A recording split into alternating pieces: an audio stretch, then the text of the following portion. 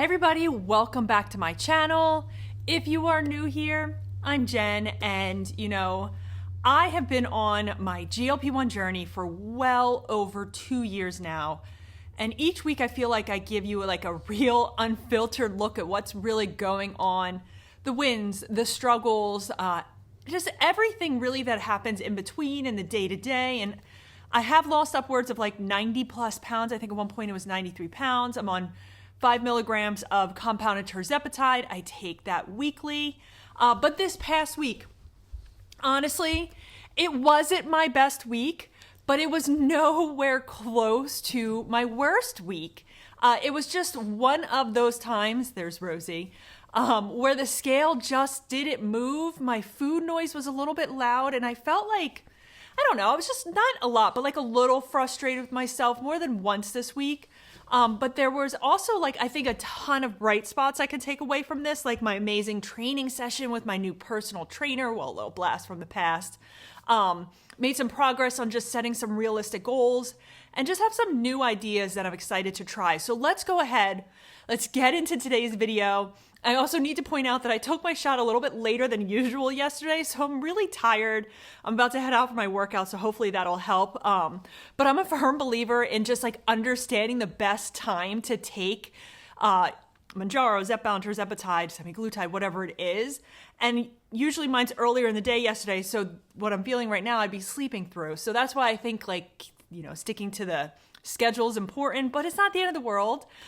So the very first thing I want to chat about is that I did not lose any weight this week. I'm still sitting at 5 pounds down over the past 3 weeks in my Kickstart plan.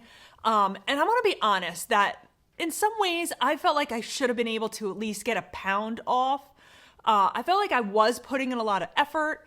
And I want to see that reflected on the scale, but I always have to remind myself that like, I've learned after being on a GLP-1 for so long that the scale doesn't always tell that like entire story. And I just came off a 4-pound loss last week. And, some weeks your body's going to be, maybe holding on to water or adjusting to hormones, or, maybe you're dealing with stress. Like each week can look different for me. And yes, TMI was my time of the month. So I don't think that definitely kind of helped me. I think it kind of increased some cravings, bloating, and just a little lack of energy here and there. But I want to say like that food noise was like a lot louder this week than I'm used to dealing with. And I did have a couple treats that I normally would say no to.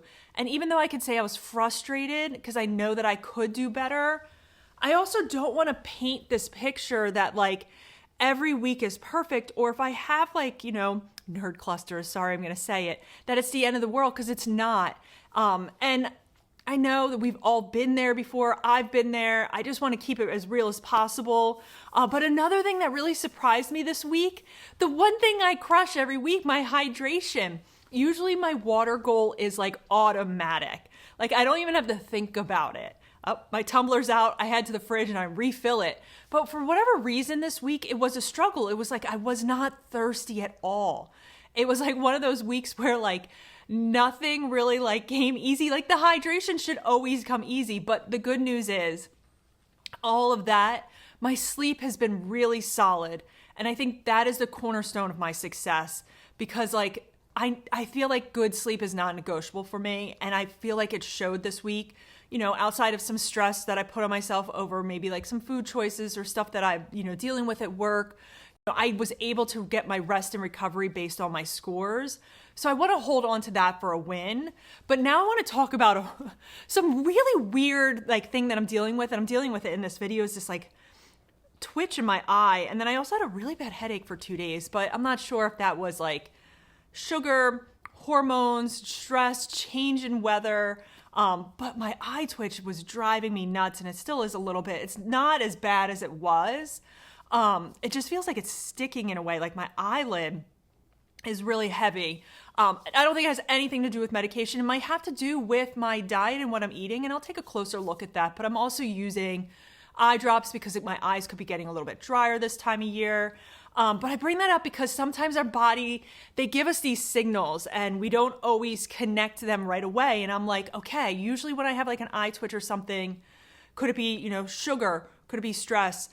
Who knows? But I just like to think about it a little bit more to try to make it, I mean, we're going on a week now, but I am learning to listen more closely to these little signs and not brush them off like I used to in the past. And then on to something really, really positive. I wanted to chat about my personal training session, which was amazing. And I also asked him if it was going to be okay if I could record some future sessions, and he was totally 100% on board. So, you know, I'm hoping to be able to show you more of that on my channel in the future. So hit that subscribe button. But I loved our session. We did a bunch of supersets, and I forgot how much I loved doing superset exercises. I broke out into a nice sweat. It was like a mix of like lower and core and then upper and core mixed in with like we did the ski erg and some ball slams. And it's just things that I love to do. And it was like a nice kind of change of pace for me. We talked a little bit about my expectations, and I committed to once a week with him. And then I'm still going to do the remaining 3, so that equals 4. But it's going to be for 8 total weeks. I'm committed, you know, to definitely including his 4 days a week of strength training. And that way that I just feel like I'm going to be staying consistent. And I feel like strength training is really key for me and my success. And, you know, he's going to provide me some guidance along the way. And I asked him if it would be okay if I could share, you know, my weekly weigh-ins. Like I would show him my Hume Health Body Pod, the app, say like, you know, these are my metrics for this week. We're going to take a closer look at the data while we're working out. And I just want to recap like some, you know, the highs and the lows and just, you know, have that support that we all look for on our weight loss journey. We did set a body fat like percentage goal. We did think that over 8 weeks, I should be able to get about 5%. That's a very high number and it's a stretch. He even said he's like 5 is a stretch. But let's try to get some motivation and some movement to maybe try to achieve that. But we're going to look for ways to keep things fun. I'm thinking about adding in, and I say this slightly, like little mini weekly challenges. Like this week I'm focusing on like mobility work because he showed me some things to help with my hips that have been really tight. And then next week I'm going to do like a big step goal. And then maybe another week will be a little bit more like strict food logging challenge. Like things to keep it a little bit each week fresh. Maybe taking something from the 6 phases of the weight loss. Things just to keep me locked in and just keep me on my toes a little bit here and there. Like little fun. I call them mini challenges. I'm reluctant to call it a challenge, but it's like a different focus each week. And drop some of your ideas that you could have for me in the comments below. But this week, you know, coming week is going to be wrapping up my 4-week kickstart with a health coach that has been going really well, and I've learned so much. But moving forward, I'm going to shift just right to working with my trainer, building consistency, just building on to the things that I've done. I also met with a therapist this week, and honestly, I don't think we meshed very well together, and that's okay. I think finding the right fit is part of the process. It's the same thing with finding a registered dietitian that works for you. But I do have a phone consult with another therapist later this week. I'm not just brushing it off. Like I'm just going to keep trying to find one that I can connect better with. But I don't want to go into too much of what that conversation was like or why I didn't feel like we were a good fit. But I really just want to find that missing link to my long-term success, which is my relationship with food and finally working on that. And I really think that is something therapy can really help with. But speaking of food, I wanted to chat about I saw something on, was it Instagram the other day? And then this isn't like a new thing, like where everybody talks about the snackle box. I've seen that for years.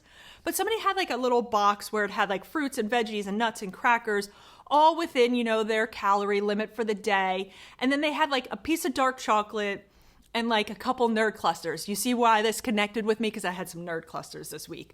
But I was like, that is genius. What a way for me to be able to just say, this is what I get today.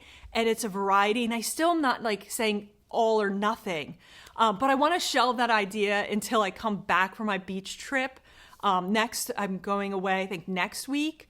But I think that's something I might try. And I've done a little bit like that in the past, but it was mainly like just a lot of veggies in it. But I really think like that could be like a fun little thing to do. as I'm just trying to progress into building a better relationship with my food. And I don't know, I just feel like it could be fun. Let me know what you think about that. Have you been doing any sort of like snackle box type of thing? But speaking of like beach next week, I'm gonna be heading out on a little bit of a break from everything. I won't be able to have, any strength training. I do plan on relaxing a little bit, but I am very active at the beach because I do a lot of walking and biking and shopping and, massage or facial. It's not going to be a completely like total off week or anything, but I will give myself permission to just step back from the scale, enjoy, and then when I come back, we are ready to go. But I think that's why I said that step goal could be next week. It could be fun to do a little bit of like a step challenge at the beach. But this week was a lot of lessons learned, had a lot of fun. It reminded me that this journey isn't about, I say it all the time, being perfect. It's just, I think for me, the win is if I could try to stay, consistent, keeping my positive perspective on things, even if it doesn't go as planned, and try to bounce back from things.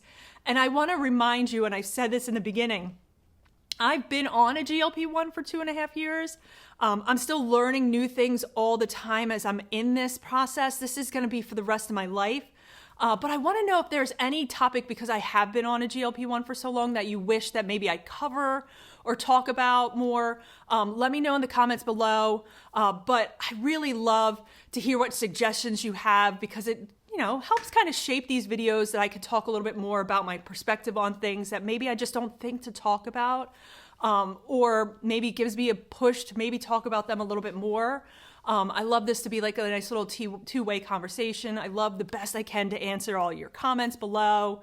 But go ahead and share a win from this week, or a challenge that you're facing, and also a GLP-1 topic you want me to dive into the future. I have a couple planned for the next couple days, but love to hear from you. But if you enjoyed today's video, I would love if you just took a second, hit that like button, and go ahead and subscribe. I usually don't set like goals for subscription totals. I'm just doing this for fun. In some ways, this is also like therapy for me, and I kind of wish I did it from day one, but you can't go back and change things. But I really wanted to try to hit 5K by the end of this year. So I'm about 1,000 subscribers away from that. And looking at like all the metrics that I see, the analytics, I should be able to do that by the end of this year. So if you haven't subscribed, hit that subscribe button. It means the world to me. I'm not doing this for any money, any little bit of money that I get from these videos. I don't know if you can see her or not, passed out. That money goes right to her toy fund. That's it. It just goes to support little Rosie. It's like I'm doing a telethon. It goes to support little Rosie and her treats and her toys. But anyway, I just thought I would end with that little funny note. But thank you so much for catching up with me today, hearing about my end of week 3 recap. And I just still feel like, even though there was some ups and downs from this past week, I'm going into this final week ready to set the tone for the foreseeable future, focus on things day by day, and about to head out, go for a nice little 45-minute hour walk. And then today's really a rest and recovery day. So I will see you all in my next video. Bye.